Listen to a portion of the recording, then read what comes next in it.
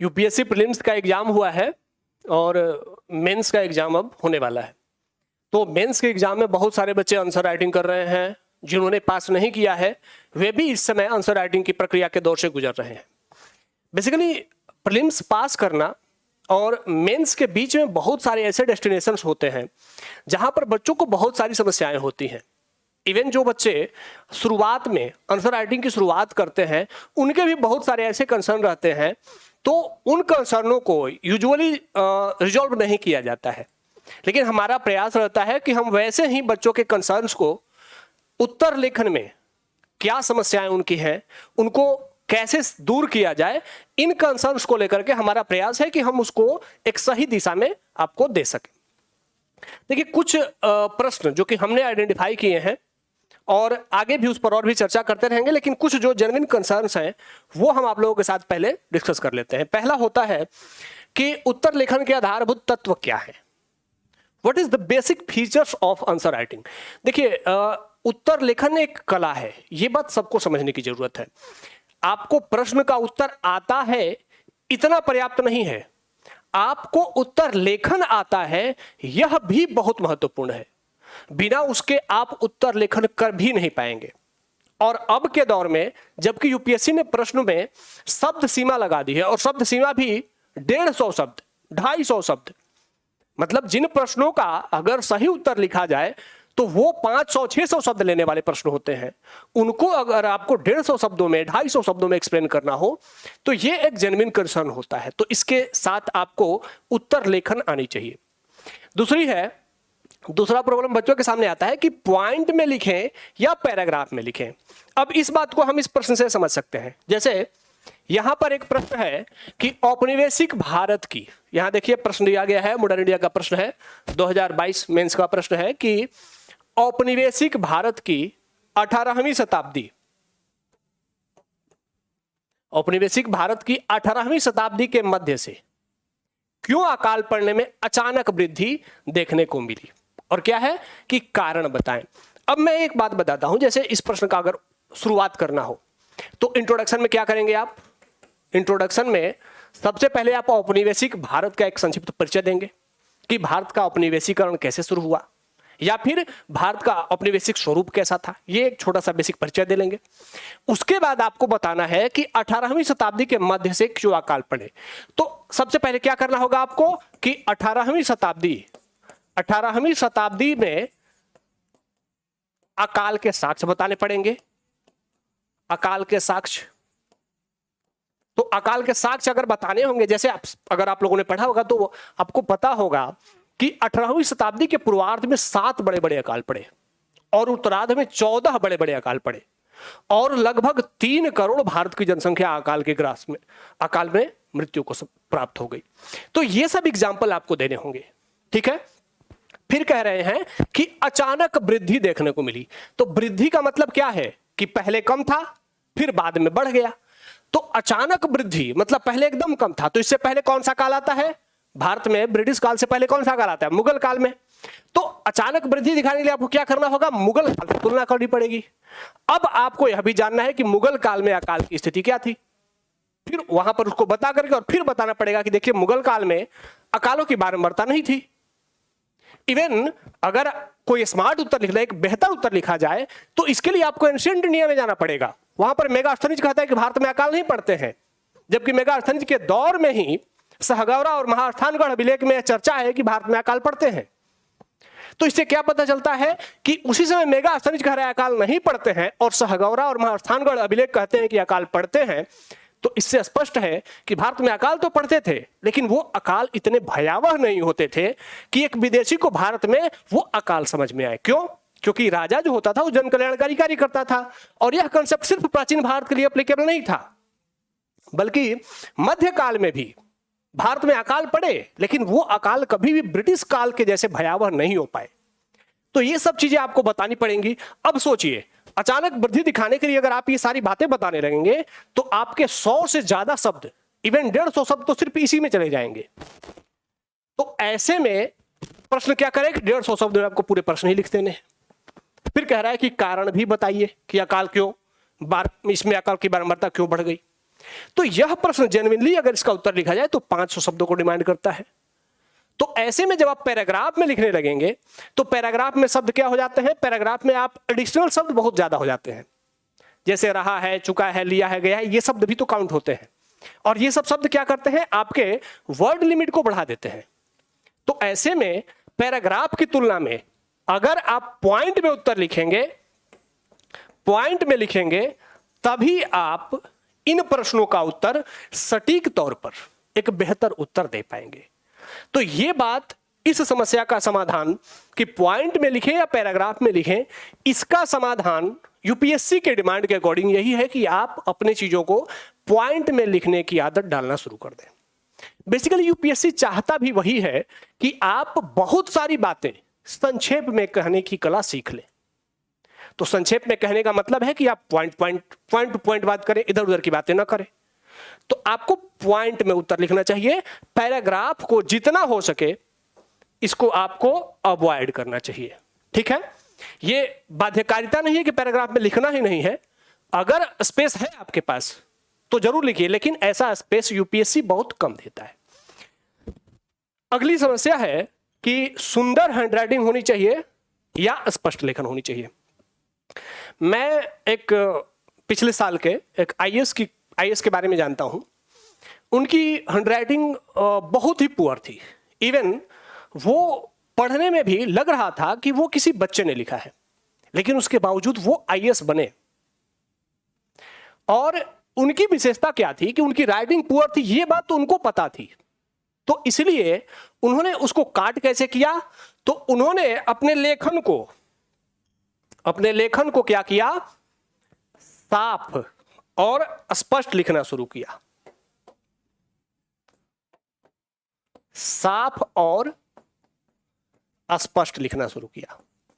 एक बात और ध्यान रखिए कि एक अच्छा लेखक वही माना जाता है जिसके शब्दों के बीच का गैप और लाइन के बीच का गैप, जैसे यहां पर एक शब्द लिखे गए हैं, इन शब्दों के बीच का जो गैप है और जो लाइन के बीच का गैप है वह उतना स्पष्ट हो कि कमजोर आंख वाला व्यक्ति भी, जिसको थोड़ा बहुत दिखता है, वह भी उसको पढ़ सके। शब्दों का आकार इतना बड़ा हो कि पढ़ने में विजिबिलिटी की, दर्शनीयता की, देखने की समस्या नहीं हो। तो इसीलिए अगर यह प्रश्न आपके सामने आ जाए कि सुंदर हैंडराइटिंग और स्पष्ट लेखन, तो स्पष्ट लेखन तो होना ही है, लेकिन एक बात और है कि सुंदर हैंडराइटिंग अट्रैक्ट जरूर करता है। इस बात से डिनाई भी नहीं किया जा सकता, क्योंकि जब आप सुंदर लिखते हैं तो इसका मतलब है कि आप लेखन में सिंसियर हैं। ठीक है, तो सुंदर लिखना अच्छी बात है, और यह यूपीएससी के जो एग्जामिनर होंगे उनके लिए भी आसान होगा कि आपके कॉपी को पढ़ सकें। लेकिन सुंदर लेखन ही एकमात्र क्राइटेरिया नहीं है कि यूपीएससी आपको सेलेक्ट करेगा।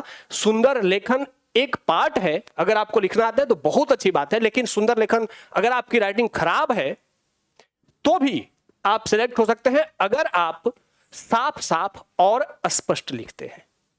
तो इस क्राइटेरिया को अपने दिमाग में जरूर रखें कि सुंदर लेखन अच्छी बात है, लेकिन सुंदर लेखन अगर आपको नहीं आती है, अगर आपकी हैंडराइटिंग अच्छी नहीं है, तो इसको अपनी कमजोरी मत बनने दें। आप इसको अपने कंटेंट से पूरा कर लें, आंसर राइटिंग के तरीके से पूरा कर लें, और साफ और स्पष्ट लेखन जरूर करें।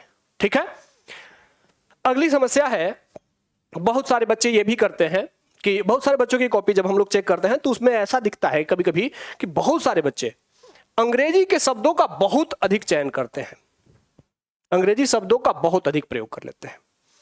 अब प्रश्न उठता है कि अंग्रेजी के शब्दों का कितना अधिक प्रयोग किया जाए। अब देखिए, यूपीएससी ने बाध्यकारिता नहीं रखी है, ऐसा कोई रूल नहीं बनाया है कि आप अंग्रेजी शब्दों का एक लिमिट तक प्रयोग कर सकते हैं, कितना लिमिट तक कर सकते हैं, ऐसा कोई नियम नहीं है। लेकिन अगर आपकी भाषा हिंदी है, अगर आप हिंदी में लिख रहे हैं और फिर उसके बावजूद उसमें बहुत सारे अंग्रेजी के शब्द हो रहे हैं, तो ये एक जेन्युइन सा कंसर्न हो जाता है कि आप थोड़ा सा, आपकी भाषा कमजोर है। और भाषा का कमजोर होना मतलब आप किसी एक पक्ष से कमजोर हो रहे हैं। तो ऐसे में अंग्रेजी भाषा का प्रयोग किया जा सकता है, अंग्रेजी भाषा का प्रयोग किया जा सकता है, लेकिन अंग्रेजी भाषा का प्रयोग करते समय ध्यान रखना है कि अनावश्यक नहीं हो। ठीक है, अनावश्यक का मतलब है कि अगर हिंदी भाषा में उस अंग्रेजी भाषा का विकल्प मजबूत उपस्थित हो और वह विकल्प प्रचलित भी हो तो आपको हिंदी भाषा के शब्द का प्रयोग करना है। ठीक है, लेकिन अगर अंग्रेजी भाषा का शब्द है, उसका हिंदी भाषा में विकल्प है लेकिन वो क्लिष्ट है, तो ऐसे में आप अंग्रेजी भाषा के शब्दों को ही लिखें। अगली बात यह है कि अंग्रेजी भाषा के शब्दों को लिखते समय ध्यान रखें कि जो लिपि हो आपकी वह रोमन नहीं हो, रोमन नहीं हो। आपको लिपि कैसे रखनी है? लिपि देवनागरी रखनी है। ठीक है, मतलब अंग्रेजी भाषा को भी देवनागरी लिपि में लिखें, जिसको जैसे आप हिंदी भाषा को लिखते हैं उसी तरीके से अंग्रेजी के शब्दों को अगर यूज करना हो तो आप उसको देवनागरी लिपि में लिखें। ठीक है, हाँ एक बात और, कभी कभी ऐसा होता है कि हमें हिंदी के कुछ क्लिष्ट शब्द पता होते हैं और हमें ऐसा लगता है कि वो शब्द बहुतों को जानकारी में नहीं है, तो ऐसे समय में एक जो समझदार व्यक्ति होता है, एक समझदार स्टूडेंट होता है, वो क्या करता है कि वह अपने शब्द को लिख देता है हिंदी भाषा का, कोई भी शब्द जो कि बहुत कठोर हो लेकिन ब्रैकेट में उसका इंग्लिश वर्ड भी लिख देता है। इससे उस और ऐसी ऐसी चीजें ही हैं जो आपको एक सिंसियर स्टूडेंट के तौर पे दिखाती हैं, और ऐसे में अगर आपने ऐसा लिखा तो एग्जामिनर को भी लग जाता है कि यह स्टूडेंट काफी सिंसियर है, यह अपने उत्तर लेखन के प्रति, समाज के प्रति, अपनी बातों को समझाने के प्रति काफी जागरूक है।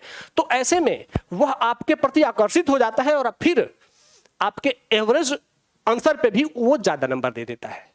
तो इस बात को ध्यान रखें कि अंग्रेजी भाषा के शब्दों का प्रयोग जितना कम से कम करें। ठीक है, उसको रोमन भाषा में लिखने के बजाय देवनागरी भाषा में लिखें। ठीक है, अब अगला प्रश्न है, बहुत सारे बच्चों का यह भी कंसर्न होता है कि क्या हम जो महापुरुष हैं, जो विद्वान हैं, उनके कोटेशंस को जीएस के आंसर में यूज कर सकते हैं क्या?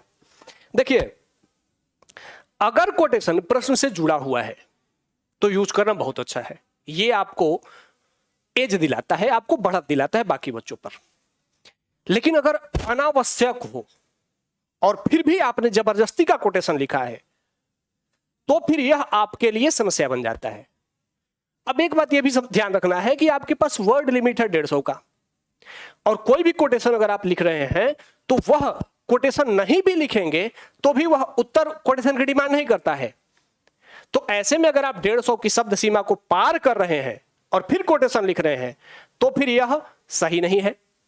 अगर आप शब्द सीमा के अंदर कोटेशन को लिखते हुए और क्वेश्चन के पूरे डिमांड को फुलफिल कर दे रहे हैं तो कोटेशन बहुत अच्छा होता है, इसको लिखना एक इंपैक्टफुल होता है, इंप्रेसिव होता है। तो कोटेशन लिखना चाहिए शब्द सीमा के अंदर रहते हुए। ठीक है, अगली बात है कि मेंस के लिए टेस्ट सीरीज ज्वाइन करनी चाहिए, नहीं करनी चाहिए, खुद से लिखना चाहिए।